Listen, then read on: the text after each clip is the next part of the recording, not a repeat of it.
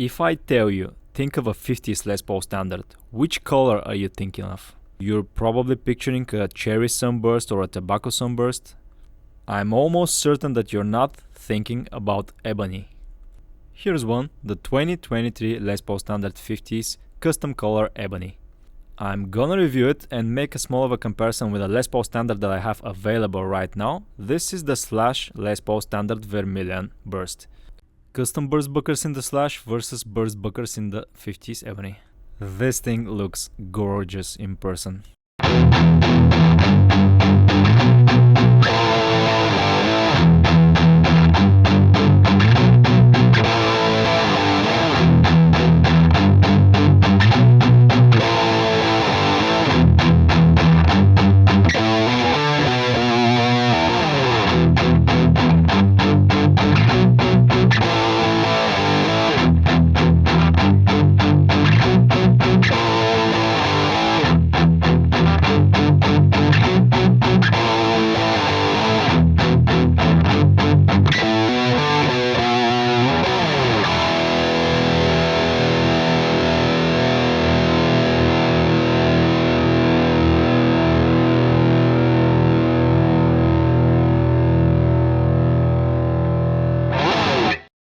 Let's check what's the Gibson website up to these days. Jimmy Page Double Neck VOS. Interesting.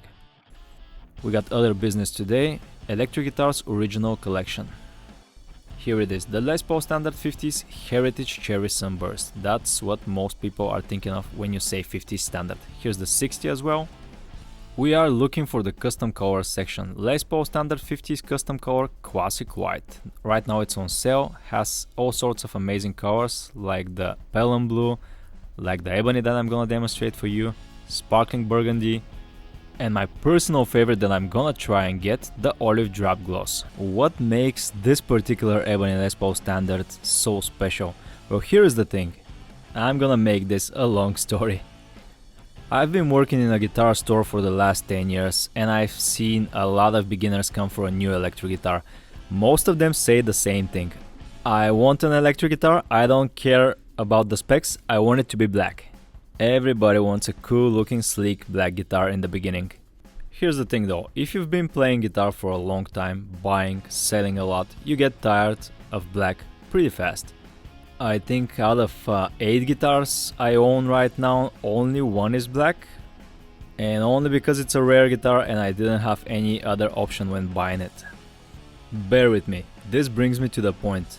With the Les Paul Standard 50s, the ebony color is the other way around. This is called a custom color because most of you are used to seeing Les Paul Standards in the sunbursts, tobacco sunburst, like cherry. These colors that are so popular and have been popular throughout the 50s, 60s and modern day era. You're not used to seeing these in white, green, olive dark, ebony, so that's why these are custom colors and that makes them interesting. So, an ebony Les Paul Standard 50s with the cream aesthetics makes this guitar stand out from most of the Les Paul Standards. Makes it sleek, makes it different, makes it interesting.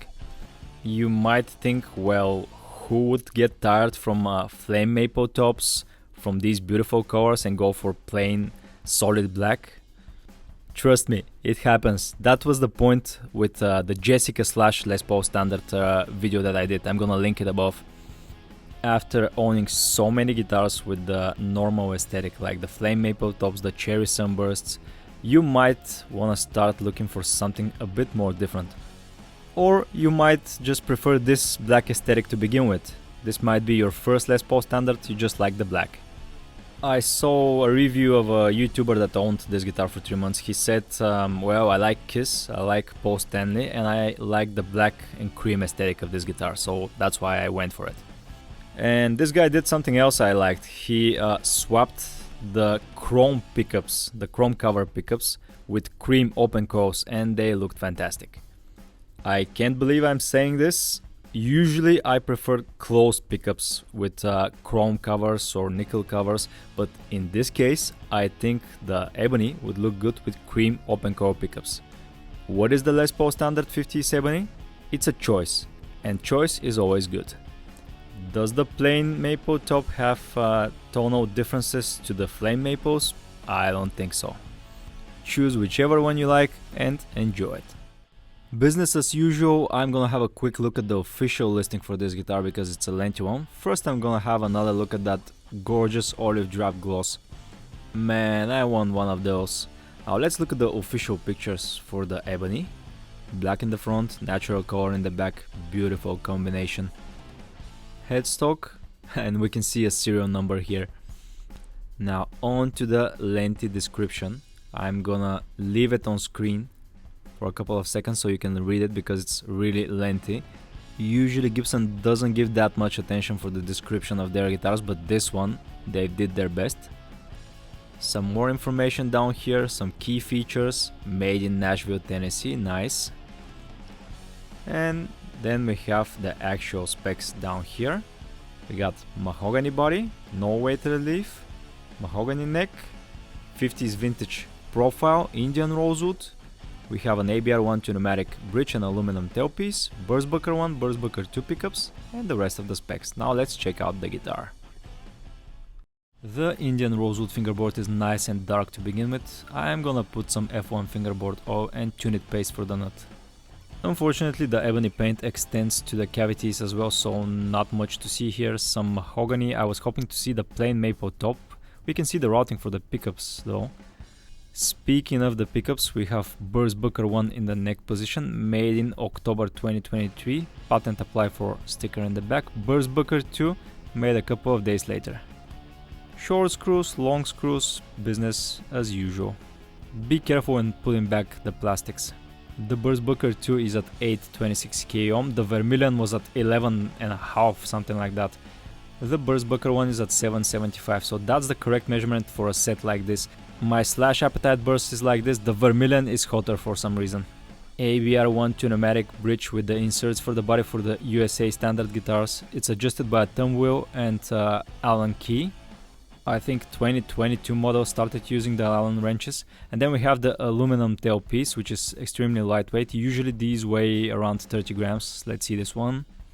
35, a bit heavier. Two-piece solid mahogany back, no weight relief. Two-piece plain maple top, no need for a figured maple since this is a solid color. Cream washer with an amber tip for the three-way switch. I like the cream aesthetics. Single ply cream binding with a cream pick guard and gold top hats. They have the dial pointers as well. A single piece chunky mahogany neck with Indian rosewood fingerboard, cream binding and black side dots. Acrylic trapezoid inlays and medium jumbo frets. Other than the three-way switch, the Graphtec nut is the only issue I found on this guitar. That's an easy fix for a guitar tech though. The usual headstock with the standard truss rod cover, black veneer, Les Paul model silkscreen and the mother of pearl Gibson logo, vintage deluxe tuners. The nut is 43.6mm wide or 1.71 inch. I'm gonna measure the 5th fret as well, 48.3 or 1.90 inch. The 12th fret is at 53mm or 2.08 inches. Nice and comfy at the 1st fret, 22.3mm or 0.87 inch, not thick at all. The 5th fret is at 23.3 or 0.91 inch. The 12th fret gets thicker at 24.5, usual for a Les Paul standard 50s. The body is exactly 50mm thick or a little under 2 inches. The usual spacing between the pickups for a USA standard guitar. Now the custom shop reissues have 57mm distance here.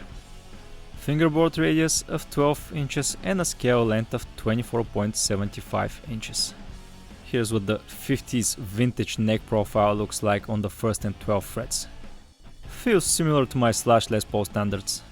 Back of the guitar, if you look closely, you can see the separation line between the two pieces of mahogany going right in the middle. And here's the electronics.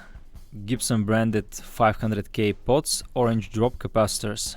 And if you look closely where my finger is pointing, you can see the maple top, the plain maple. What else do we have back here? Here is the cover for the three-way switch, the cover for the electronics, no shielding on the back side. The cover for the output jack is cream as well. Strap button here and another one here. Back of the neck, of course, single piece mahogany. The headstock features the Gibson Vintage Deluxe tuners. We have the Made in USA and the serial number reads 23 2023 and the 285th day of the year. This is around October, I think. A bit on the heavy side of the spectrum for a Les Paul Standard at 9.38 pounds, but not too heavy. Here's what the 2023 case for the Standard looks like. One latch, this one locks, the leather handle. Not the most comfy I've felt, but it's okay. Another latch, one more over here, the support for the bottom, and another latch back here. Gibson logo on the top. You got the brown Tolex, and when you open it up you have this beautiful reddish lining. Maybe just me and my friend, but we have noticed that these cases tend to generate some more static electricity than usual on the guitar, and it's hard to keep dust off it. The compartment for accessories, made in Costa Rica. Here is the label for it.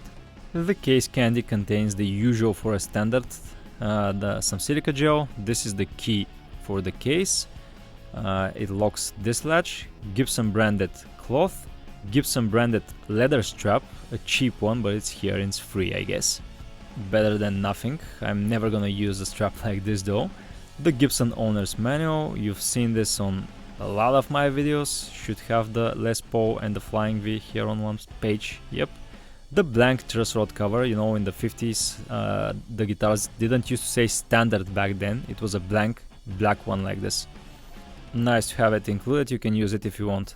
This is the Gibson branded multi-tool, and this is some information for the application that I've never used.